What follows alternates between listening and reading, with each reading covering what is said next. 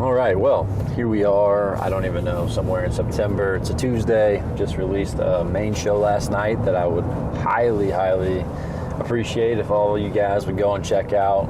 Get to check out the Loch Ness buck with Owen, and you also get to see Bella shoot a giant deer that she definitely has some appreciation for. And she shares some pretty cool perspective at the young age of 12. But myself and Alex have been getting photos of this drop tine deer.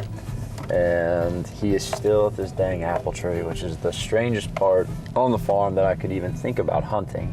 No trees, no nothing, just grass and an apple tree. So the solution I've came up with, we're gonna go get a redneck hay bale blind. We're driving to Missouri today to get that, to avoid some shipping costs and trying to get it here before opening day. So we're gonna pick that up, bring it back, go place it tomorrow.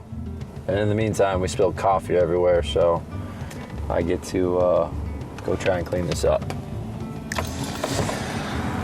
Good start to the day.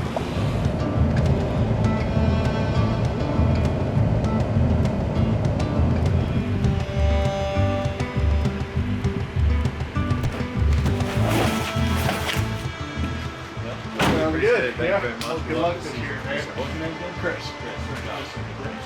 Well, good luck, man. Sure luck. All right, 5 hours later, just like that, we are loaded up with bale blinds and 2 seats. 5 hours home, get after it tomorrow.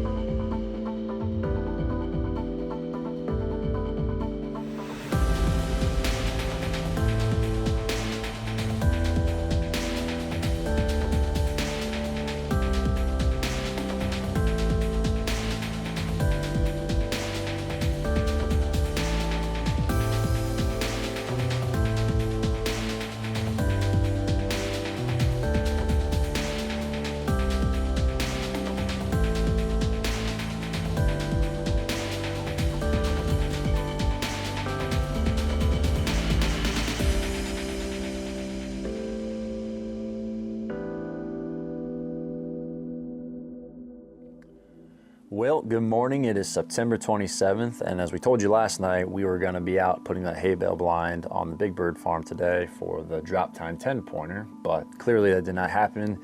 And the reason why is I was checking Onyx here before we got on the road and noticed that, and this is just a tool that maybe folks who have Onyx aren't using, this optimal wind selection. I've got this set for southeast wind on that blind pin. It actually let me know that we got north winds today. And so ultimately decided we were not gonna go in there. There's no point to blow our wind right into this bedroom that I think our target buck is using. And though it is a very active part on the farm, I mean, pretty much every single day, the landowner is coming through here. You know, I've mentioned that he's got honeybees, he's maintaining his native stands, he's planting trees. It's, you know, it definitely makes sense why these deer are using this property, and it's something I cannot take credit for, but using the information at hand, we decided to stay back today, and I'm just doing a lot of scouting here on the map, and really, though we can't show you anything, I just wanted to walk you through what the plan is, why we're going down there tomorrow, and ultimately, hopefully it's the plan that ends up tagging an early season buck. So, you know, we've talked about this apple tree. This is where I'm getting that, you know, 10-pointer with the drop tine. And, you know, Onyx just released a new feature under trail cameras that you can set up all the information you want, but you can tack photos right onto it, which is something that I really appreciate. It was really interesting as I did that this morning. The metadata from the photos keeps them in order, which is helpful. And so one thing that I wanted to do today is see if there was any sort of wind pattern. You know, basically I'll pull it down here so you can see it. These are the days I've gotten photos of him coming out on this spot, and as you can tell, a lot of them have been daylight, but not necessarily any sort of strict pattern, you know, that why he would be using this spot. But we can hunt this on a southeast wind.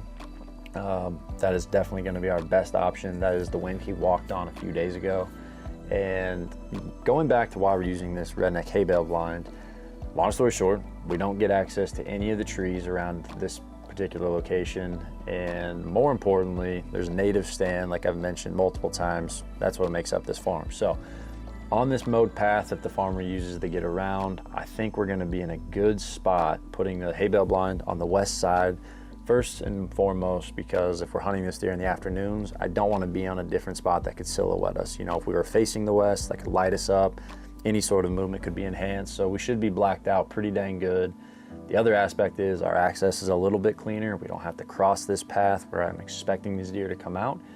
And then finally, you know, I mean, it's going to give us a 15 to 20 yard shot. So, you know, this buck has been coming out quite often. One interesting observation is that when he does, it's always pretty much in the daylight. So I think that despite opening day, you know, again, talking about onX features, I know we're getting a little heavy here just talking about the app over and over, but something else I use it for is looking at the weather. You know, we've got a full week's forecast ahead, and as you can tell, less than ideal. You know, we're talking high 90s consistently all the way through the 4th, but in this situation, here's a buck walking pretty often. I think that based on how much damage we're not going to do walking in and getting out, we're gonna hunt it. You know, I probably wouldn't do that in a different scenario if I was having to get aggressive and dive into the bedroom, for lack of a better term, but it's a pretty unorthodox setup. It's certainly not the place that I would have made my prediction we would be hunting a big deer come opening day, but that's what the information has given us, and I am very, very excited to get in there. So you can expect to see Alex and I there tomorrow getting all of this done. We got east winds tomorrow, and so that'll set up a little bit better. And then also we're gonna go and check the food plot that we planted. Last time I was in there, it had germinated pretty nicely. And if time allows, we're gonna also hang a stand over here in this spot that Gavin and I went in the very first time with Joy. Saw that awesome trail system, got pictures of this drop tine back when he had velvet on, and we're gonna see if we can get a stand location there. But that is the plan. You know, it's nothing earth shattering, but it's what I've been doing, so thought we would share it, and hopefully things go smooth tomorrow. We can get that set up and we'll be in there opening day. So appreciate you guys joining, and hope your stand preparations are not as far behind as mine, and we all have a great season ahead.